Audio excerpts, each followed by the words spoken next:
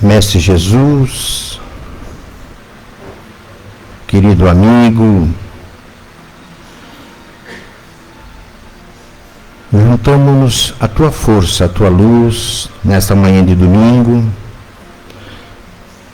nessa oportunidade renovada de todo domingo, podemos ouvirmos mais uma mensagem, mais um aprendizado do que nos deixastes para o nosso melhoramento, aperfeiçoamento.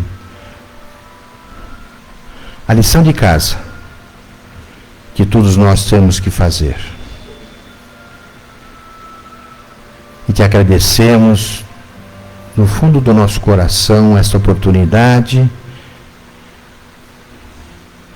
de estarmos junto a ti. Recebemos a tua vibração, a tua luz, a tua sabedoria. Nesse domingo especial, mestre amigo, queremos te pedir pelo nosso companheiro, irmão Divaldo Pereira Franco, que se encontra muito doente, muito debilitado, aquele que serviu demais a causa espírita, a esta casa em especial, nos trazendo muita sabedoria, muito conhecimento, muita luz, nos incentivando nos percalços, no caminho que seguimos dentro da doutrina. Que leve a Ele toda a nossa oração para a sua melhora, para que consiga enfrentar todos os problemas que ora tem acontecido. Mestre amigo, obrigado por essa oportunidade de estarmos junto a ti, colocando a sua luz sobre a nossa palestrante desta manhã, que cabe fundo ao nosso coração a lição que ela nos trouxe. Muito obrigado. E que assim seja. Hoje a nossa palestrante é a nossa amiga Giovana. Alegria estar aqui de volta mais uma vez nessa missão de... A mensagem não é minha, né? A mensagem é de Jesus, a lição é de Jesus, é de Joana de Ângeles, é de Emmanuel, né? Dos nossos luminares. E eu só fiz aqui foi tentar entender um pouquinho para a gente refletir junto.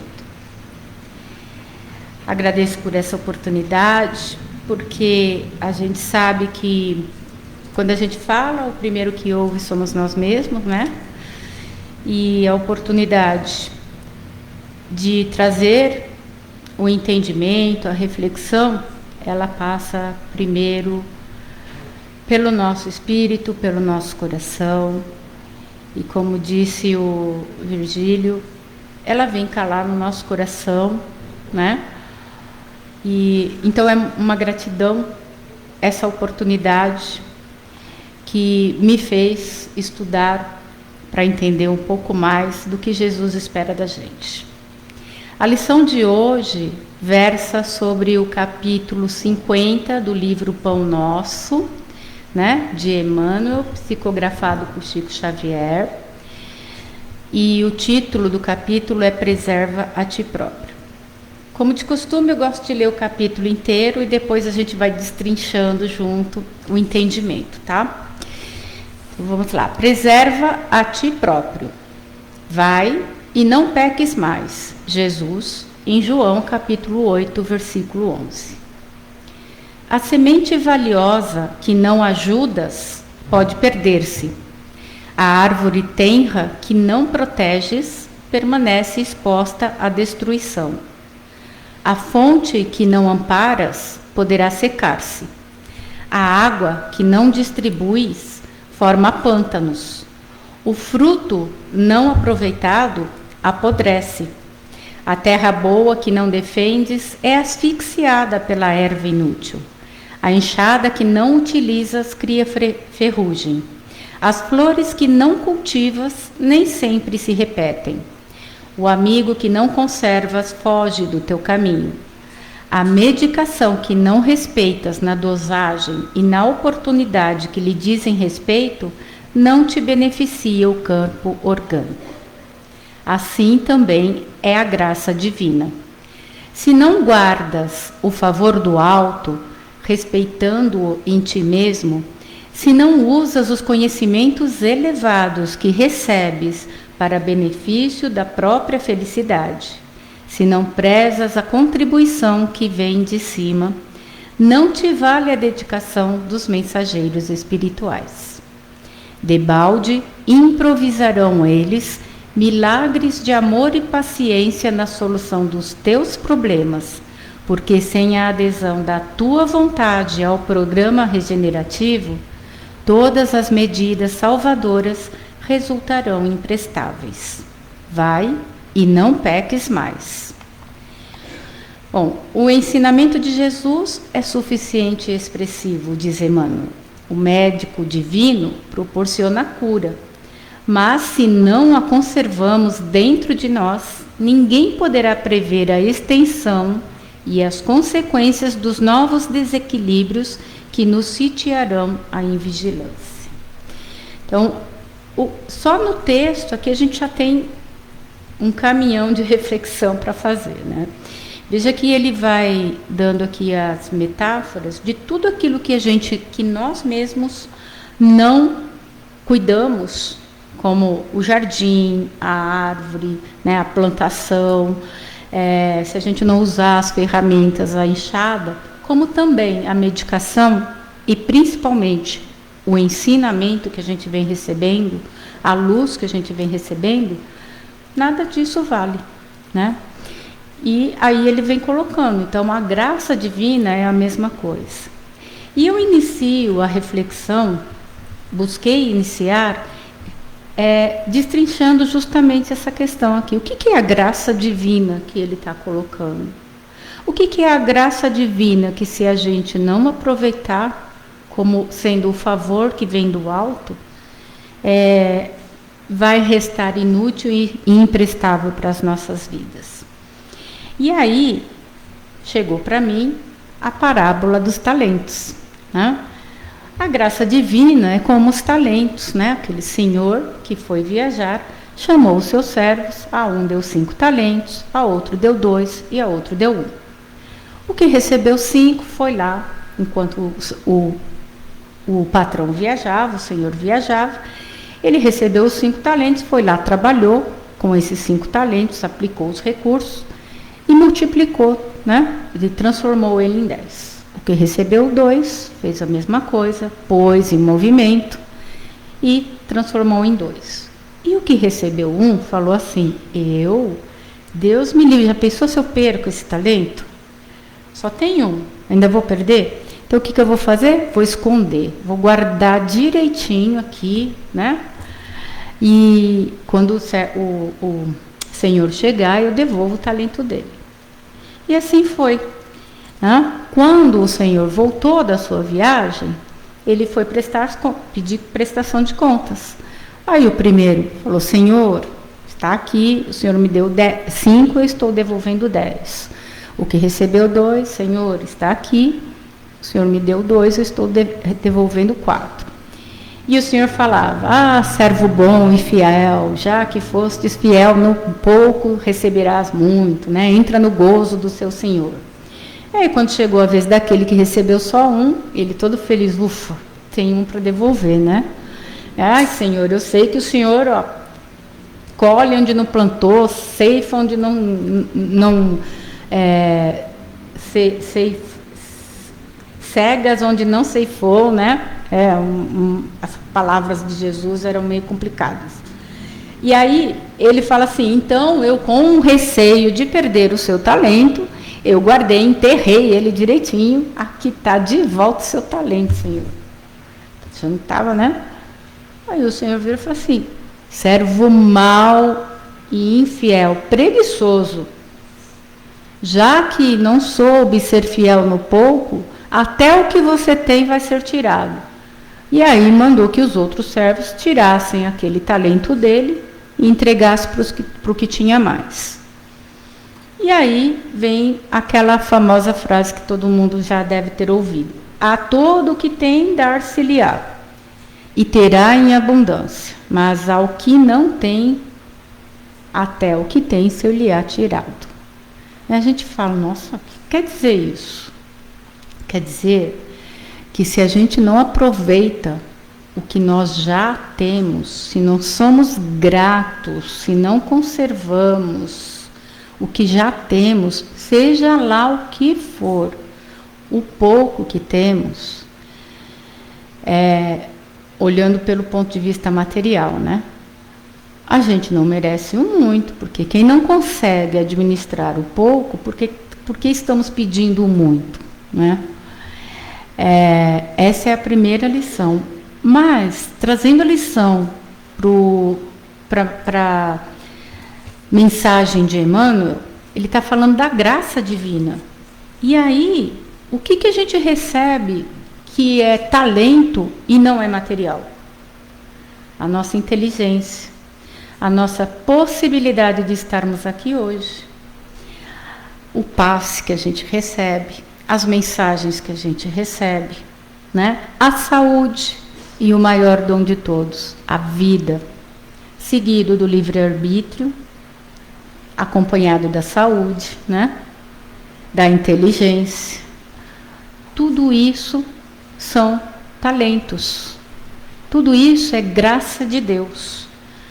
Porque nós somos seres divinos, fomos criados perfeitos, mas não prontos, porque a gente está aqui para evoluir e crescer e sermos coparticipantes da criação divina, porque somos co-criadores, mas para evoluir a gente vai fazer isso através do quê? Do livre-arbítrio, né?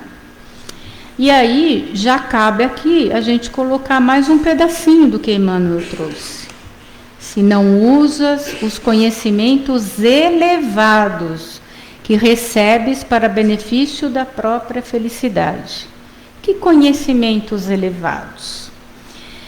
Bom, vamos pensar na evolução do ser humano, do espírito aqui na Terra, né? A gente sabe que fomos criados simples e ignorantes, isso pensando que o nosso espírito foi criado e já na sua criação habitou desde os primórdios o nosso planeta. Porque nós sabemos que alguns de nós, ou talvez muitos, quem sabe todos nós, também somos aqueles que já vieram de outros, degradados de outros orbes, né? Mas supondo que nós, desde o princípio, habitamos o nosso planeta, fomos criados simples e ignorantes, porém, o nosso self, a nossa centelha divina, o nosso eu profundo, já está aqui, com o germe da nossa perfeição. Assim como uma semente tem o germe do carvalho. Então, uma pequena semente, ela vai se transformar numa imensa árvore, né? Nós também, apesar de sermos criados simples e ignorantes, a nossa centelha divina traz toda a perfeição em nós. Mas quando a gente chegou aqui, né, a gente estava com essa semente mergulhada nas sombras da ignorância. Não é da ignorância da brutalidade, não. É a ignorância do não saber nada ainda, né? E isso é uma sombra. E essa sombra que vem assim simples, como que ela vem para sobreviver? Ela vem com os impulsos da vida, os impulsos da sobrevivência, que geram os automatismos do ser em desenvolvimento. E esses impulsos vão garantindo a sobrevivência nos primeiros estágios da vida, né? Lembra lá que do germe ao arcanjo, né? Ou seja, do mineral ao vegetal, ao animal, ao ser humano, até o anjo, o arcanjo. O nosso espírito passa por todos esses estágios, né? Então, no início, nós estamos em um estágio em que a gente tem o automatismo, o instinto primário. E isso, lá nos nossos ancestrais, lembrando que a ciência nos diz que na Terra, o ser humano, ou aqueles que seriam os nossos ancestrais, né, para chegar no Homo sapiens, surgiram há entre 3,5 e 4 milhões de anos. Então, olha o tempo para evoluir, né? Isso lá eram os australopithecus. Depois, tinha só esse germe, tinha só esse impulso da sobrevivência. Depois, vai se desenvolvendo um pouco mais de consciência, um pouco mais de conhecimento. E o ser, por ter essa centelha divina, é atraído para essa luz. E aí, ele vai se desenvolvendo e conquista o quê? A razão.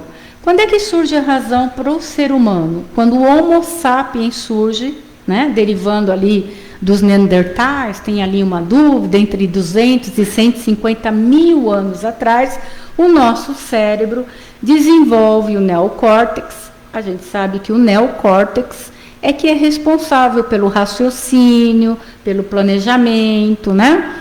E é nessa época que começa a surgir a razão. Surge, então, o Homo sapiens, que é a linha de onde nós viemos, né? Então, 200 mil anos, começou a surgir a razão. E aí a gente começa a ter o quê? Conhecimento. Começamos a usar o nosso livre-arbítrio.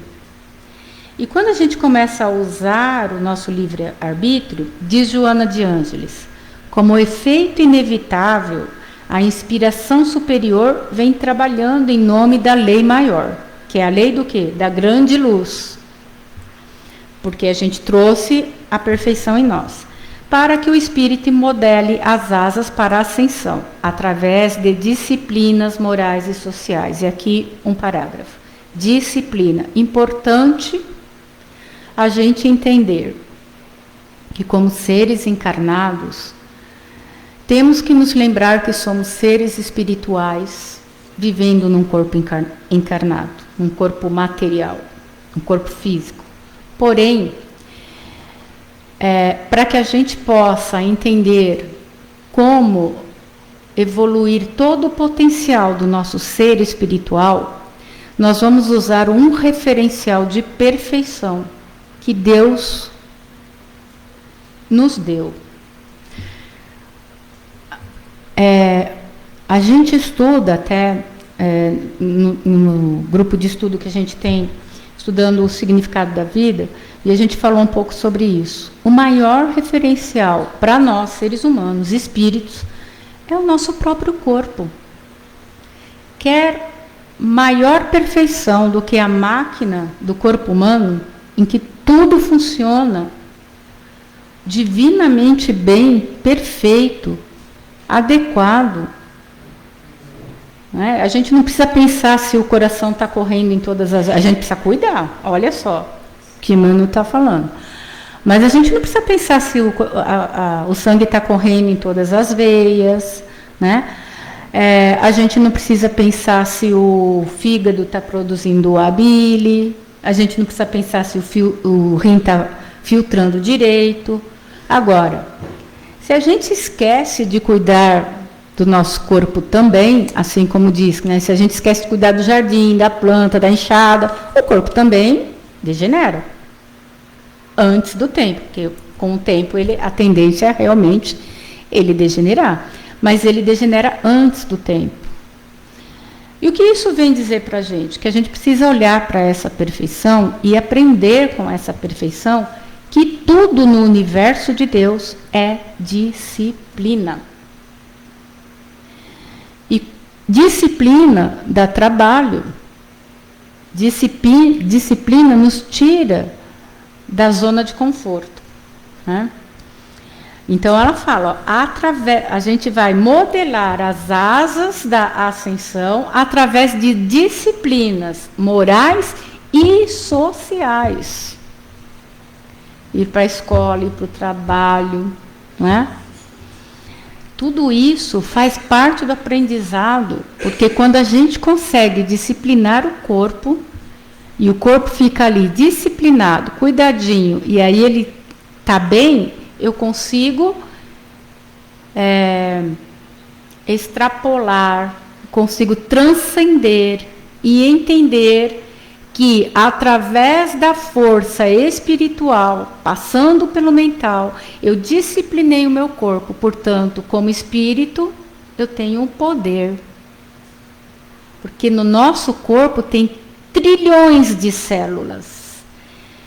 E cada célula, e isso a ciência já está até comprovando, cada célula é uma mônada de vida. Portanto, que Jesus disse? Sois deuses. De quem? Do nosso mundo. Desses trilhões de vidas que depende da minha disciplina enquanto espírito jamais evoluído. Estou adiantado, estou responsável por um corpo. O que eu vou fazer com o meu espírito, cuidando do meu corpo, vai refletir nessas células. E essas células, essas mônadas espirituais, um dia serão um ser mais complexo, um dia serão seres humanos. Da mônada ao arcanjo. Muito bom. Então, mediante a essas disciplinas, aprende a dominar os impulsos e racionalizá-los, para que no futuro consiga introjetar o sentimento de amor profundo, por lá, e isso ser natural, né? E mergulhar de forma consciente na lei natural, ou seja, sabendo de tudo isso, eu vou escolher viver de acordo com a lei, eu vou escolher viver em disciplina. E consigo utilizar a intuição, que é a nossa conversa com o Pai Maior, com as leis maiores, né? Bom, um pouco mais adiante, Emmanuel diz, e se você não preza a contribuição que te vem de cima? Porque qual é a contribuição que vem de cima? A gente está toda hora buscando estudar, vir no centro, ouvir palestra, estudar mais, vir no centro de novo, tomar passe. Chega um momento da vida em que a gente já começa a trabalhar, né? Então a gente toma passe, a gente dá passe. Mas mesmo assim a gente escorrega. Mesmo assim a gente pisa na bola. E eu estou falando por mim. Alguns aqui de vocês me conhecem de anos já aqui na casa, na doutrina. E, gente, é toda hora. O que está de errado? Nada. Sabe por quê? Porque errar é processo de aprendizado. O que está errado é você se acostumar com o mesmo erro e continuar agindo da mesma forma para obter o mesmo resultado errado. Então, errar não tem problema algum, a gente faz parte do nosso processo. Gente, 200 mil anos para a gente chegar até aqui, desde que a gente adquiriu livre-arbítrio e raciocínio, e a gente ainda está aqui, está tudo certo. Faz parte, porque se não fizesse parte, Deus tinha o poder de já jogar um meteoro aqui e acabar com tudo, né? Mas ele não, ele está com a maior paciência. O que a gente faz quando o nosso filho erra? Né? Ainda a gente erra mais ainda do que ele, né? Porque o nosso pai, quando a gente erra, ele dá outra chance. A gente vai lá e põe de castigo, né? Então, mas tudo faz parte. O que não faz parte? A gente não ter a disciplina de olhar para esse erro e aprender com ele. Agora eu já sei o que eu não posso fazer, vou tentar de novo. Lembra de Isaac Newton? Para descobrir a lâmpada, mais de 1000 vezes. Aí pergunta, nossa, você não cansou de errar, de não dar certo? Ele falou, não, peraí, é 1000 vezes que eu aprendi como não fazer. Agora eu já sei o que eu não vou fazer. Então, o caminho vai ficando mais curto para o que fazer. Segue Joana de Ângeles. Jesus nunca se apresentou como solucionador dos problemas da nossa vida. Ele nos convidou a fazermos a nossa parte, a nos responsabilizarmos pelos nossos deveres. Ele foi para nós o educador.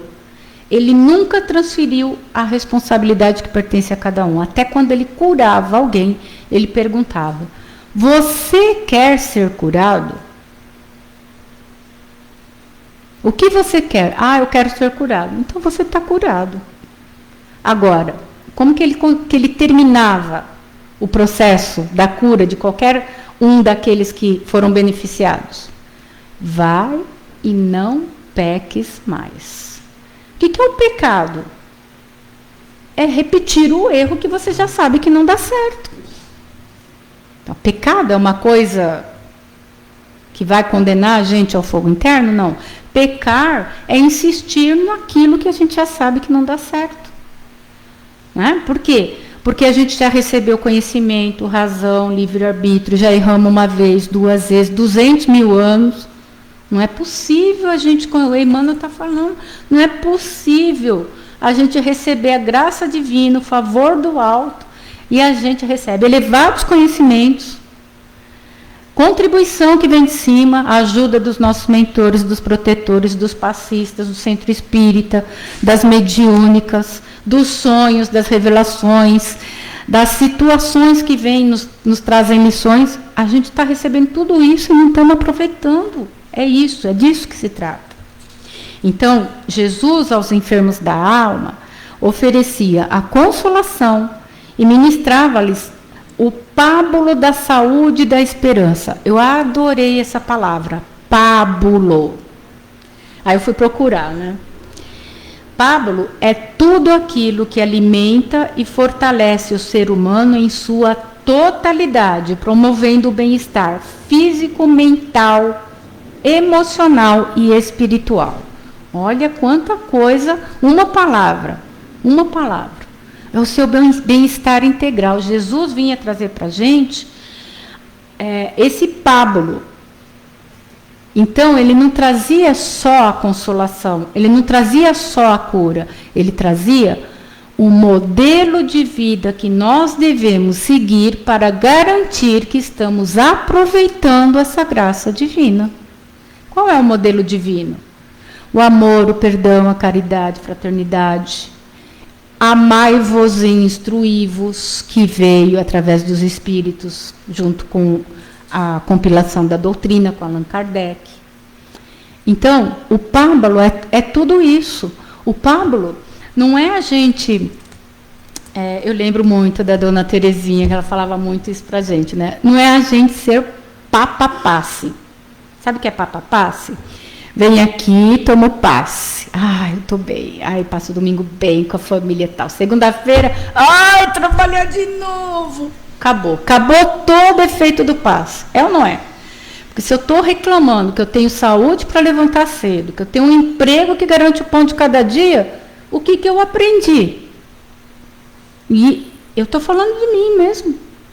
O que eu aprendi? O que nós aprendemos quando na segunda-feira a gente acorda reclamando? Acabou o efeito do passo, só dura o domingo.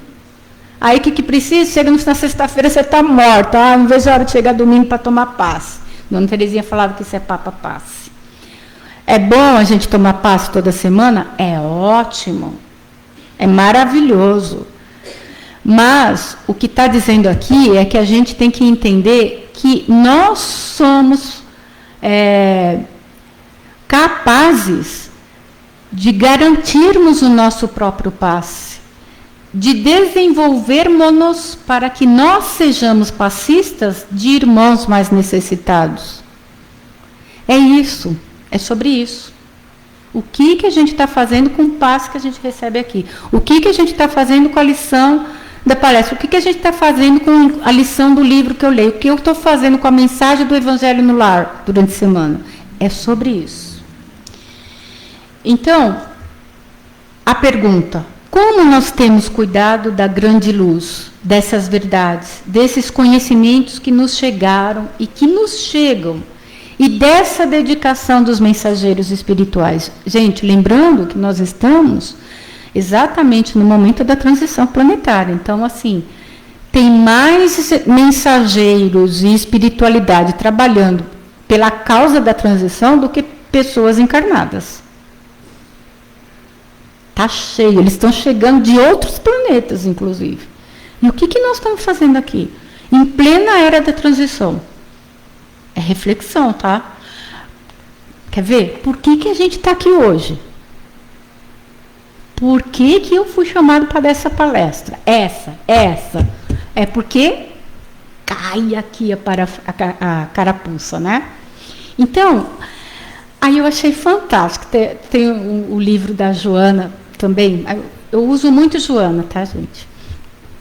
E ela diz assim: somos buscadores. Nós estamos aqui porque somos buscadores. Sabe o que é um buscador?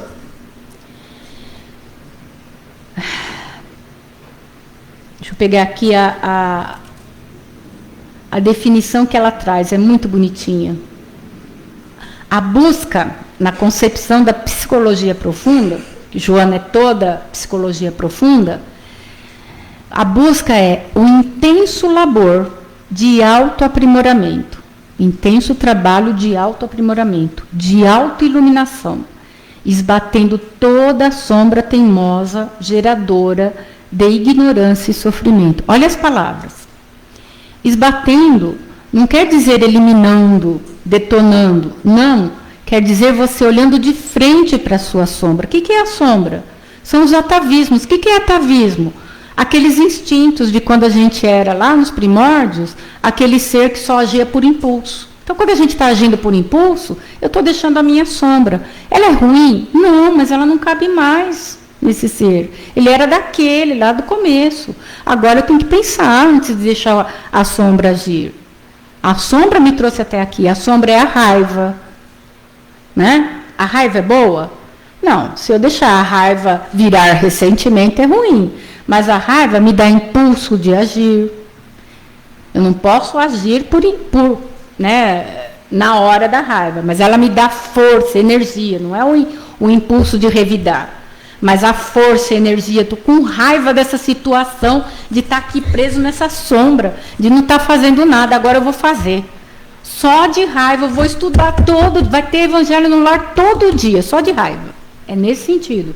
A raiva nos trouxe até aqui, porque a raiva, ela deriva da emoção. A emoção é algo que está na fisiologia, é biológico, né? É natural. O que é a raiva? É quando eu tomo um susto, quando eu vejo um tigre, dente de sabre na minha frente, e aí eu tenho que, ou eu luto, ou eu fujo para a minha caverna. A raiva deriva disso, do instinto de lutar, de se defender, de proteger a sua vida, ou seja, de garantir que você tenha continuidade para evoluir, ou fugir. De alguma forma fez você sobreviver, chegar até aqui. Só que cabe raiva agora, gente. Sabe onde que a raiva está cabendo agora? Lá no Oriente Médio, na guerra. Faz sentido? Não. Sabe onde a raiva cabe agora? Nas reações ao bullying, que essa moçada, né, infelizmente está caindo. A raiva cabe quando eu não gosto do meu chefe e deixo criar em mim uma crise de pânico, de ansiedade. O que é uma crise de pânico, de ansiedade? Cortisol em excesso, acelerando o coração, dificultando a respiração. Nosso pensamento fica a milhão, pensando só em o que pode acontecer. O que é isso? Não tem nada acontecendo, mas eu entrei num estado de fuga ou luta. Raiva. Calma, respira. Vocês sabiam que a respiração é a única função fisiológica do nosso corpo que a gente pode controlar conscientemente? Você não controla as batidas do coração, a menos que através da respiração você acalme os seus pensamentos, a sua mente e, por consequência, acalma as batidas do seu coração. A respiração é a única função fisiológica que você controla conscientemente. Indico para vocês um livro chamado O Poder de Cura da Respiração. Maravilhoso. E é através da respiração que a gente desenvolve os nossos mecanismos de meditação. Que a meditação nos leva ao pensamento do nosso eu profundo, do ser transcendental que somos. Meditação, oração. Mas para a gente chegar nesse estado, o melhor caminho é começar pela respiração. Mas chegando lá, continuando aqui.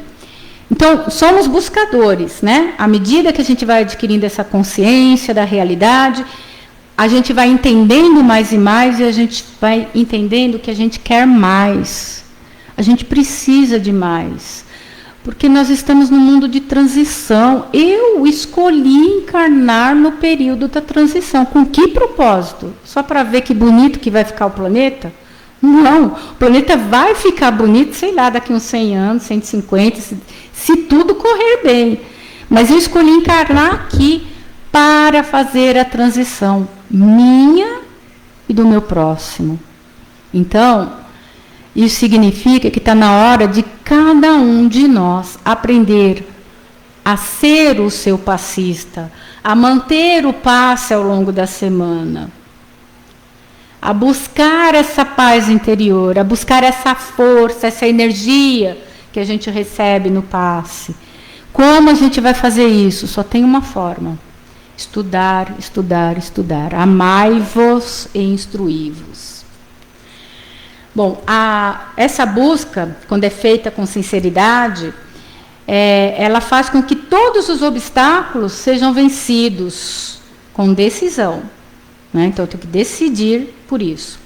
E isso abre perspectivas confortadoras, né, para a gente encontrar esse nosso eu mais evoluído. O mundo moderno acostumou o homem ao prazer imediato. Consumir, consumir, consumir. Informação, então, né, é um caminhão de informação por dia. Agora, mudar esses hábitos de consumir, de trabalhar para ter mais, de ficar ali recebendo um monte de informação nas mídias sociais, exige um sacrifício. Vocês já tiveram a experiência de, eu vou passar a mensagem, eu tenho que responder fulano no WhatsApp. E aí você abre o WhatsApp e até você chegar no contato dessa pessoa para fazer essa resposta, você acessa um TikTok porque alguém te passou um link, acessa o Instagram porque outro te passou um link, o outro te passou uma mensagem, aí você compartilha aquela mensagem, aí você põe o celular do lado, no fim da tarde você fala, caramba, eu não respondi. Eu peguei o celular e não respondi. É isso, a disciplina. Eu vou responder fulano, eu não vou olhar para mais ninguém, eu vou responder fulano, depois eu olho os outros. Mudar esse hábito, porque isso é um automatismo, mudar isso exige o quê? Um sacrifício. E para muitos de nós, fazer isso parece que é um sofrimento, né? Nossa, parece que dói até. Ai, nossa, deixa eu lembrar disso. Pelo menos comigo acontece isso de vez em quando, né? Por quê? Porque isso parece que é a ausência da harmonia. Harmonioso é o fazer o que é natural de mim. Natural, se minha mente foi aqui, eu vou devagar. Não. O natural, gente, é o espírito dominar o corpo. A mente é o intermediário entre espírito e corpo. Se eu deixo a mente dominar, ela está mais próxima do corpo encarnado que do espírito. Então, ela vai fazer aquilo que é fácil para ela, porque o cérebro não gosta de gastar energia, não. Ele faz o que ele já está acostumado. Sabe? Quando a gente vai desenvolver um novo hábito, o cérebro precisa gastar muita energia, muito. O órgão que mais consome energia é o cérebro. Por quê? Porque ele tem que refazer as construções sinápticas, refazer os caminhos dos contatos ali dos neurônios. Isso gasta muita energia. E o cérebro, ele tem por função primeira garantir a vida do ser humano. Então, ele tem que distribuir a energia que a gente tem. Por isso, a gente tem que aprender a priorizar. Se eu quero manter os hábitos antigos e vir aqui desenvolver o espírito, não vai dar. Algum sacrifício eu vou ter que fazer do mundo, da minha vida material, da minha vida cotidiana, para priorizar a vida e o desenvolvimento do meu espírito. É sobre isso.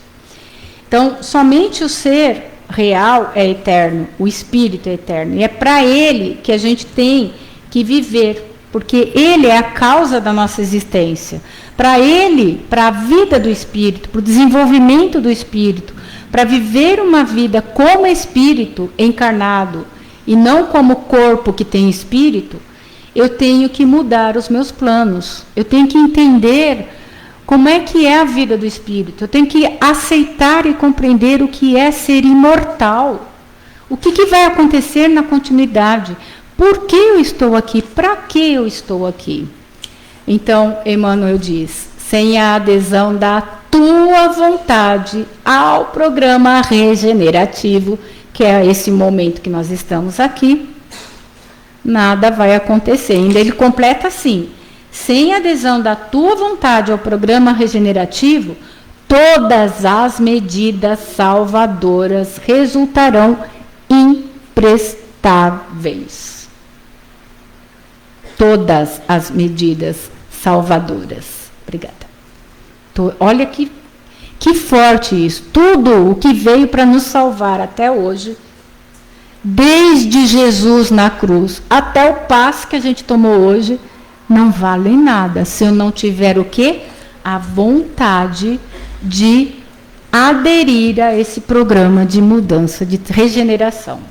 O médico divino proporciona a cura, mas se nós não a conservarmos dentro de nós, ninguém poderá prever a extensão e as consequências dos novos desequilíbrios que sitiarão a invigilância. Joana nos diz como. A gente já sabe o que fazer. Como fazer? Ante os desafios mais vigorosos e as situações mais inclementes, não desistir dos ideais de beleza, não ceder espaço ao mal, não negociar com as sombras, permanecendo-se verdadeiro, luminoso, brilhe a vossa luz, de consciência reta e decidido. Eis a proposta de Jesus, como ele mesmo a viveu. Buscai e achareis. A paz de Jesus a todos vocês. Então vamos agradecer ao Divino Mestre por esta abençoada oportunidade de juntos comungarmos das lições que nos chegam do mais alto, das mensagens que os luminares, os mensageiros nos trouxeram para o nosso despertamento, para a nossa reflexão, bem como os ensinamentos do próprio Mestre, o exemplo de vida que ele nos legou, para que nós saibamos o que precisamos fazer